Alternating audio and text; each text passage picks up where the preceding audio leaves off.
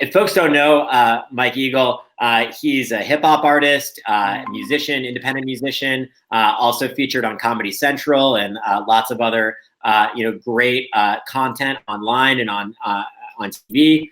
Mike, can you hear me now? I do hear you now. Do you hear me? Right. Now we've got a connection. Yeah. All right, cool. So Mike, I want to ask you, kind of artist to artist, and I've told a little bit about my story earlier today of just like being sort of an artist that's making fringe and independent music, or for myself as like a member of the LGBT community. Right. The internet has been super crucial for me to like find an audience and find a voice. And I'd love if you could just share, for yourself, you're obviously an artist. You do music, you do comedy, you do a wide range of stuff. A lot of your stuff, is sort of, maybe not like what giant corporations are always excited to promote. So for you as an independent artist with something to say, could you just share with us, why is the open internet important to you, important enough that you took time out of your day to join us today to talk about it? Yeah, coming from, the independent side of things, which has been the vast majority of my career. I mean, it's only been since I've been doing stuff on television that there's been any involvement really with corporations in my career. So the vast majority of it has been me on the internet as an independent solo artist, using mostly social media platforms to try to get my message and my music out there. And, there being an open and fair and balanced internet with everyone having the same access and everyone having the same ability to get their word out there has been very important for my career. If I were in a situation where I was fighting even more of an uphill battle trying to push my word out there against corporations who have different levers than me, then I mean, it may have been impossible for me to try to build a career, with myself and the small independent labels that I've worked with. Absolutely. I really resonate with that. And, and I definitely, like I said, I'm familiar with some of your work. And I mean, can you just talk about what are some of the other issues that you're passionate about? The messages in your music, in your work, and how does that connect to this question of a free and open internet? I mean, one of the most important things for me, as an artist and a real important part of my aesthetic is the importance of the individual's experience.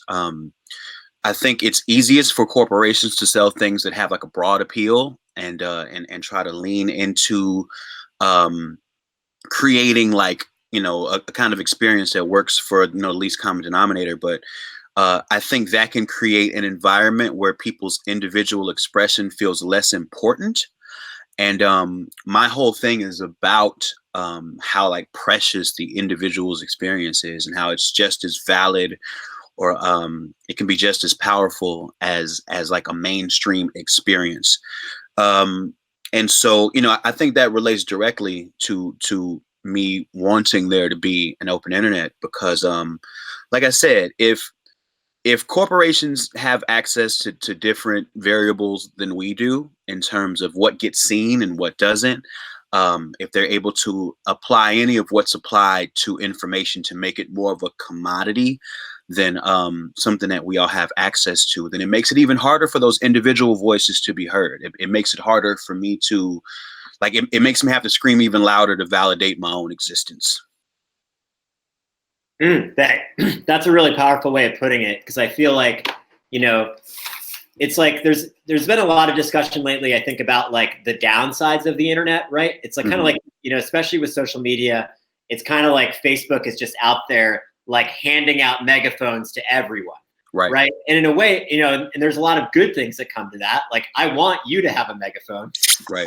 And then, and then there's a lot of like jerks that like are also getting the megaphone. Right. And that kind of elevates the noise, but it's like, and I think there are some real downsides to that and challenges to face. But if we go back like 30 years, it's like the only people with a megaphone are like are like cable TV, like really, really mainstream news outlets. And like folks like you and me, like we're not even in the mix. You know what I mean? Like, we're not able to get our voices out. Or like you said, you're like screaming your head off just to get heard. Sure. Whereas now with the internet, you sort of have a microphone and an ability to reach people with art that, is really clearly meaningful to a lot of people and touching people's lives and making a difference. And, can you imagine, I mean, like, where do you think we're headed if we don't fix this problem, if we don't restore net neutrality?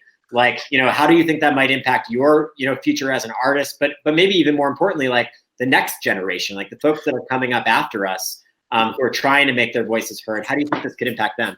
I think, now that we've been in this paradigm of the internet existing and being fully integrated into our lives for the past, 20 some odd years. We're in this kind of paradigm where, as people, usually the first way that we come to learn of the existence of something is via the internet. And to reference what you were saying about how it used to be, before there was social media, before there was like access to that sort of information distribution for everybody. You could maybe build a groundswell locally of something, and you could kind of show the power of people and make some noise that way. But that in the paradigm that we're in now, like I said, 20 years deep into having the internet and having it being so ingrained in our lives, I think for a lot of people, if they don't see something on the internet, it doesn't exist to them. I think if they don't see that person on Twitter or see that person on Facebook, and if they're, if it doesn't exist or it's not highly visible, then people think that, that it's hard for people to understand something being important if it's not leaving a footprint on, the social media and information that they consume every day. And so when I think about the next generation, there's already a lot that independent creators have to do to try to level the playing field, in that oftentimes independent creators don't have a lot of resources, and that being kind of the main thing that it takes to get yourself heard and get your stuff out there. But like you're saying, one of the few things that we do have is the ability to broadcast our message and amplify our voices on social media and the internet. I mean, and I'm saying social media a lot, but I even mean, the ability to create a website, just how everybody has equal access to being able to do that. Like, you don't have to be a corporation to, to set up hosting and post a web page. Like, I think in a lot of ways that's very important too, especially if you look at retail, which is a very important part of the independent creator experience too. It's not only just about getting your message out there, but it's also about being able to like sell your work. Yeah. And if we are in a situation where, because corporations already have a ton of advantages, legally, resource wise, it's already a ton of advantages. If they're able to prioritize certain information, and that really puts us at a deficit. And when I think about the next generation, I don't want to make it any harder for independent creators or independent voices or dissenting voices to be heard. So that's why I'm pushing and hoping and fighting for continued access to, like, open platforms. No, I think that's super crucial. And it's interesting too, because it is really a double-edged sword for us independent creators, right? I mean, like platforms like Spotify, are really, can be pretty exploitative of, what we're doing. But I think it's really important to recognize that, like, that's why we need net neutrality. Like, we're never going to have something better. You can't create like the awesome, like artist run version, or like you can't have something like Bandcamp or like independent labels out there without this level playing field that allows them to compete with giant corporations. And I think it's also really cool, like there's just like less gatekeepers now, right? I mean, not that long ago, basically, like, yeah, if you weren't signed to one of like 5 or 6 major labels, you were just kind of out of luck in terms of getting your music out to the mainstream. And now, you can throw up an awesome video, and if your stuff's really good, like, you can start building an audience on your own. And I think, that just enables us to hear so many more voices, right? And, I think that's awesome, right? Like, less gatekeepers equals better art, in my book. And I think that's why this is so important.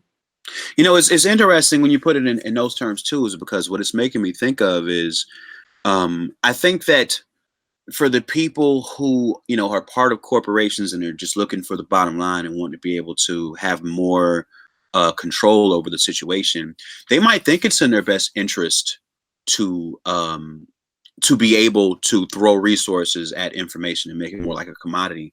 But I actually think it kind of hurts them too, because one thing corporations are definitely not known for is, creating, or, having environments that create organic creativity. So if for the let's take the big labels, for instance, if they start controlling the information environment, and suddenly they make it where really the only musicians or only artists you see are ones who are signed to them, when they need new artists, they're not even going to know where to go. Like, they're not going to know who to partner with. They're not going to be able to see who's bubbling up and who they should try to do business with to create the next wave. I mean, it could basically cannibalize the industry. No, that's such a good point. I mean, it's like, they need us. They need the internet to find out, like, what's really going on and what's cool. And I think that's a really excellent point. And Mike, I wish we could talk all day, because like I love the way your brain works. I love chatting with you, and I'm a big fan of your work. We've got like ridiculous lineup of guests that we're trying to fit in before the end of the day, so I'm gonna have to let you go. But before I do, can you quickly just tell folks where can they find you online to connect with your work and hear your voice? The best way to find me is on Twitter at Mike_Eagle, and pretty much every other portal is right there. Awesome. So Mike_Eagle on Twitter. Thanks so much, Mike Eagle. Thank you. Thanks for having me. And, let's keep in touch.